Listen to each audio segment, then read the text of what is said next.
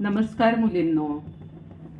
आज आपण गणपती बसवतो तेव्हा त्याच्यासाठी लागणारा जो प्रसाद असतो, 10 दिवस काय प्रसाद द्यायचा हा मोठा प्रश्न पडतो. म्हणून आपण आज 10 प्रसाद जास्त दाखवणार आहोत. त्याच्यासाठी मी इथे तवा ठेवलेला आहे. मग हे ड्रायफ्रूट्सचे लाडू करणार आहे. त्याच्यासाठी मी इथे हे बदाम, काजू हे भाजून घेते. तूप टाकलेलं आहे, थोडेसे भाजून घेते याला. त्याच्यामध्येच मनुके पण टाकलेले आहेत. हे पहा मनुके, आणि मनुके लगेच भाजतात. त्याच्यामध्ये खोबरं टाकलेलं आहे. आता ही मी सुरीने कापून घेतलेली आहे खारीक, एकदम बारीक केलेली आहे. खारीक पण याच्यामध्येच टाकते.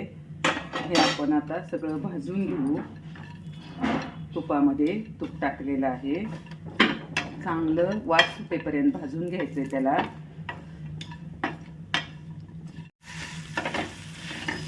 आता ह्याच्यामध्ये आपण खवा घातलेला आहे. खवा पण आपल्याला परतून घ्यायचा आहे.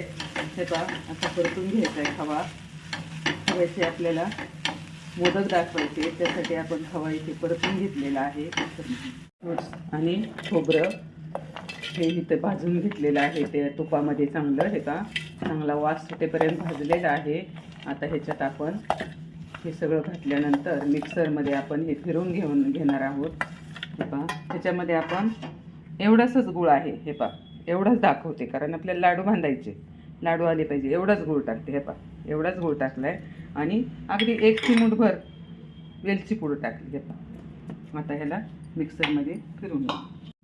इथे आपण ताटामध्ये, जेवणाच्या ताटामध्ये जी वाटी मांडतो त्या वाटीने खवा घेतलेला आहे 1 वाटी. आणि ही एकदम छोटी वाटी आहे. आपला मोठा भाजीचा डाव जो असतो तेवढी छोटी वाटी आहे. तेवढं भरून मी दूध पावडर घेतलेली आहे. आणि तेवढी एक अर्धी पिठी साखर घेतलेली आहे. ह्याचे आपल्याला खव्याचे मोदक करायचे. आणि 1 चिमूट वेलची पावडर घेतलेली आहे. आता हे आपण चांगलं मिक्स करू आणि ह्याचे मोदक तयार करू. मोदक भरलेलं आहे. हे जे आपण तयार केलेलं आहे ते भरलेलं आहे आपण याच्यामध्ये. आणि आता आपण हा मोदक काढून घेऊ. हे पण कसे खव्याचे, बघा कसे छान मोदक येतात. इथे शेंगदाणे आहेत, शेंगदाणे म्हटले. आता आपल्याला शेंगदाण्याचे लाडू करायचे. त्याच्यासाठी इथे मी गूळ घेतलेला आहे. गूळ नंतर घालणार आहे. ही वेलदोड्याची पूड टाकते 1 चिमूटभर. हे पहा, वेलदोड्याची पूड टाकली आणि गूळ नंतर घालणार आहे. थोडासा एक वेढा मारून घेते त्याला. पूड टाकलेली आहे. आता हे पहा, एवढा गूळ घालते मी इथे. 1 मोठी वाटी भरून शेंगदाणे आहेत, त्याला थोडासा गूळ टाकलेला आहे. आता आपण हे चांगलं फिरवून घेऊ. हे पहा, शेंगदाण्याचा पूड जो केला होता मिक्सरमध्ये त्याचे असे लाडू आपण तयार करूया. लाडू तयार झालेले आहेत. हे पहा, इथे कढई तापत ठेवलेली आहे. इथे रवा घेतलेला आहे. याच वाटीने 1 वाटी रवा घेतलेला आहे. आता त्याच वाटीने इथे तूप घेतलेलं आहे.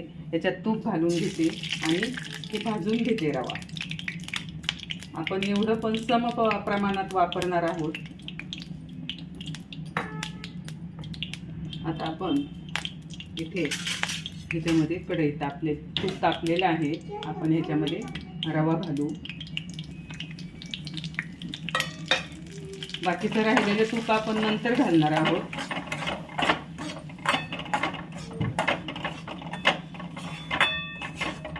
दूध पण इकडं तेवढंच 1 वाटी दूध आपण इथे गरम करायला ठेवलेलं आहे. दूध पण तेवढंच घालणार आहोत. सर्व साहित्य आपण समप्रमाणात घालून आपण 1 दिवस सत्यनारायण करतो. शेवटच्या 7व्या दिवशी किंवा 9व्या दिवशी सत्यनारायणाची पूजा करतो गणपतीच्या पुढे. तेव्हा आपण प्रसाद करतो आणि मग तो हा प्रसाद आहे. 1 दिवस आपला हा शिऱ्याचा प्रसाद असतो. मग आता मी इथे सगळं सामान समप्रमाणात घेतलेलं आहे. आणि आता हा रवा मी भाजून घेत आहे. बघा, असा खमंग वास सुटलेला आहे रव्याचा. मंद गॅसवर भाजते, कारण गॅस जर फुल केला तर खाली जळतो तो. म्हणून मंद गॅस ठेवायचा. बघा कसा आता ब्राऊन कलर त्याला यायला लागलेला आहे. आता हे गरम असतानाच ह्याच्यामध्ये वेलदोडा घालायचा आहे. ड्रायफ्रुट्स आपण याला घालणार नाही. हे पहा वेलदोड्याची पावडर घातलेली आहे इथे. आणि आता आपल्याला जे राहिलेलं तूप आहे ते राहिलेलं तूप घालणार आहोत. आता हे पहा हे राहिलेलं तूप आहे हे आपण इथे घातलेलं आहे. राहिलेलं तूप तुम्हाला म्हटलं ना समप्रमाणात, म्हणजे आपला प्रसाद छान होतो. इथे आपण साखर घालणार आहोत. हे पहा साखर घालायची इथे आता आपल्याला. त्याच्यामध्ये आपण साखर घातली. सर्व साहित्य समप्रमाणामध्ये. आणि त्याच्यामध्ये आपण आता दूध घालणार आहोत.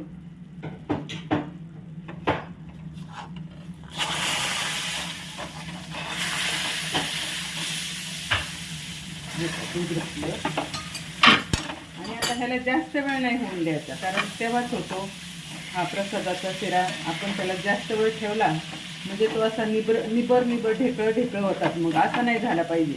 आपला शिरा कसा मोकळा फुलासारखा झाला पाहिजे.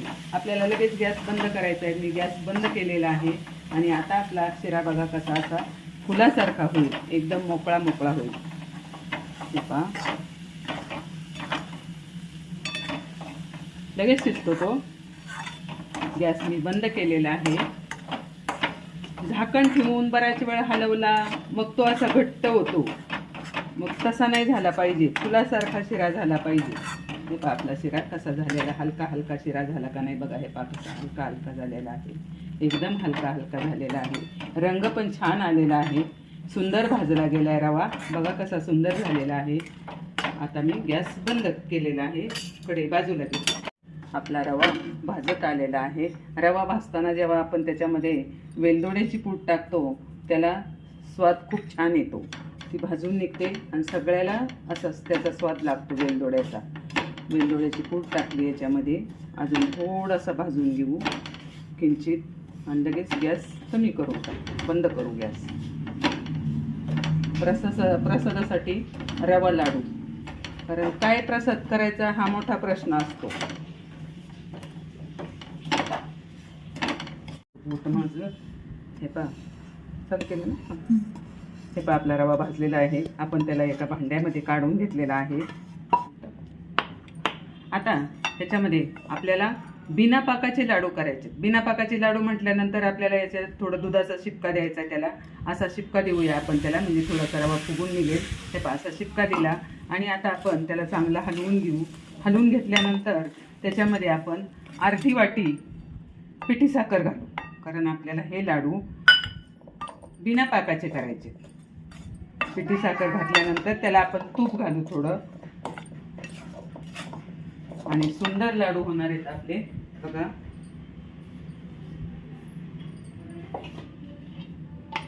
आपण ह्याला थोडंसं 1-2 चमचे तूप टाकून घेतले.